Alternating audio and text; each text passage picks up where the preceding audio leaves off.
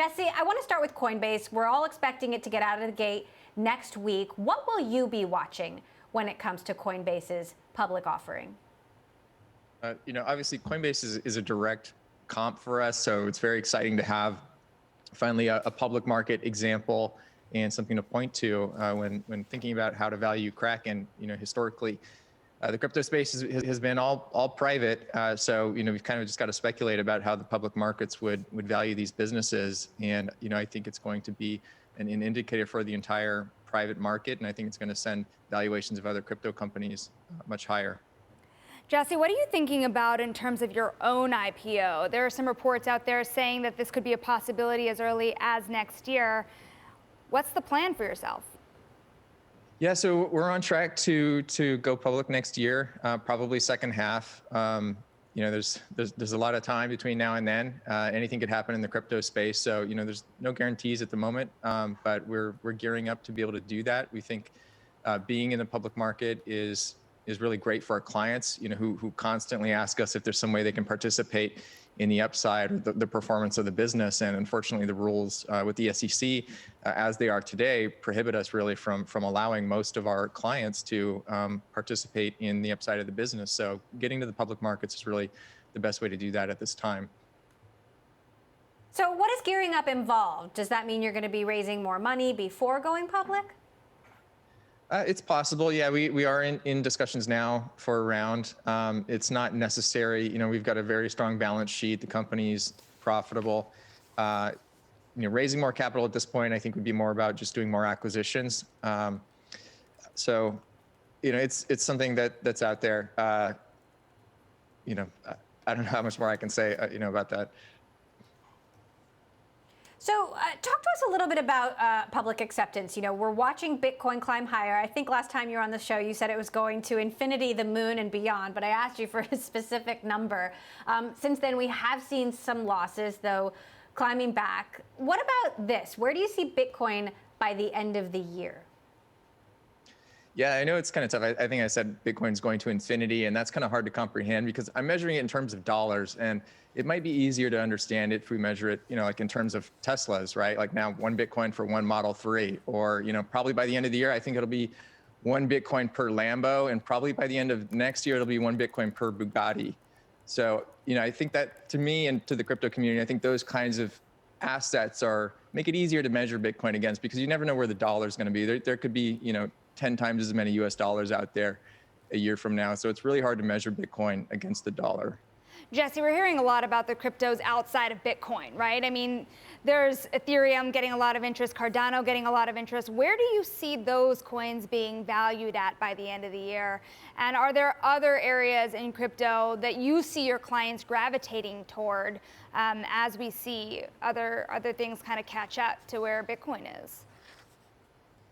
Yeah, so hard to speculate on all these coins. What I can say about Ethereum is that there's a process now to move your coins onto the new Ethereum blockchain that's coming, the proof of stake chain, which is Ethereum 2. And in the process of doing that, you actually burn your Ethereum 1, and that is basically locked up for an indefinite amount of time. It could be years. So that's constraining the supply of Ethereum. I think you're seeing more and more projects on Ethereum. All of the NFT activity is really driving up the use of Ethereum. So hard to predict, but I think we'll probably see north of $2,000 a coin for Ethereum by the end of this year. The other hot coin really is Polkadot, which is sort of the next Ethereum, many people think, where there are a lot of other coins that are being launched on top of this network. And I think you'll see a lot of things that were on Ethereum be ported over to Polkadot for like lower transaction fees. You mentioned NFTs. There's a lot of people out there that don't know how long this rally can really last around them. What evidence do you have that the kind of NFT boom is here to stay, if any at all? So there's obviously like a huge market for collectible NFTs right now, and the collectibles business, has been around since the dawn of humanity, right? People have been collecting things. You can look at Etsy or eBay, or people going to garage sales, art collectors. There are all sorts of things out there in the world that people like to collect, and I think NFTs are just one more of those things. There's a lot of really great digital art out there, great artists that are moving to the digital format. So, I think you'll see a lot of the newly rich people in crypto start to collect art, and no one's having anyone over to their houses these days. So the way to show off your collection is online, and it makes sense that that's digital and that NFTs are really taking off right now. But NFTs are useful for other things too, right? Like you can have concert tickets, you can have proof of ownership of anything as an NFT, and I think you'll see more of that, those commercial applications, especially in like the high fashion industry, where you might have Louis Vuitton create an NFT for every bag that's sold, to combat the counterfeit industry there, which would transfer from the factory to the store to the customer when they buy it. And whenever there's a secondary sale of that Louis Vuitton bag, that NFT could go with it, as a proof of authenticity and a chain of custody. So, I think there are tremendous commercial applications for this, and I really think NFTs are here to stay, whatever you think about, the collectibles segment. Jesse, some of this is happening now, but a lot of our discussions are always about the future. And when it comes to mainstream corporate acceptance, yes, we hear some good news coming from PayPal, coming from Visa, and of course there's Elon Musk and Tesla. But we interview CEO after CEO who says we're not investing in Bitcoin, we're not speculating at the moment. How different do you think the world will be in 5 years? And can you really assure some of these corporate customers that crypto is here to stay and they're missing out? Well, thanks to Elon, everyone who owns a piece of the S&P 500 now owns a piece of Bitcoin. So, he's probably in a single stroke, distributed Bitcoin to more people than anyone else on the planet. What to say to these guys? I think you can just wait and see. You can sit on the sidelines and wait and see. But, the price is going up. Obviously, you have guys like MicroStrategy, Michael Saylor, who are very bullish on it, who just keep buying as much as they can. I think it's important to have a view on it. You obviously don't just want to jump on the bandwagon and do something because everyone else is. But if you really look into the fundamentals of crypto and the adoption that we've seen and the number of highly respected financial advisors and visionaries who have flipped on Bitcoin and recently come around and said that they now see that Bitcoin is the future, at this point, it's just like, there's so many people that are backing it and supporting it and see it.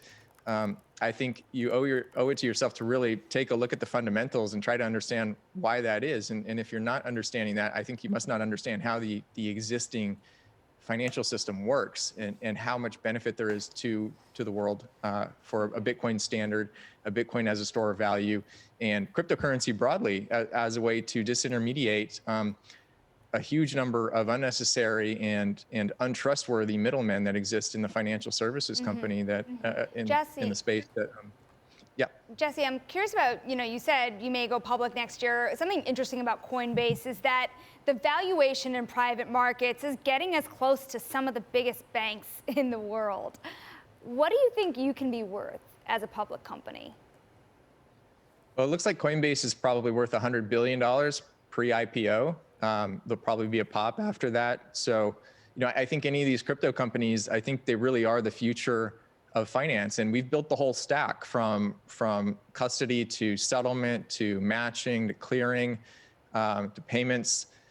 So we've had to build the whole stack because nothing was there 10 years ago when we got started with this. And I think there's a real threat that the crypto companies can actually, and crypto is the future, can actually just completely replace everything that exists in the traditional system. And most of these guys have not done their work over the last 10 years to make sure that they are current with the crypto technology. And so I think there's a very real risk that over the next 10 years for those legacy businesses that they're just simply replaced. We've seen the tremendous traction that Cash App has had. PayPal, fortunately for them, they've been on the ball. I think you're going to see more of that, and people that aren't keeping up with that, I think their days are numbered. So I do think that these valuations are very reasonable right now, and they can go much higher.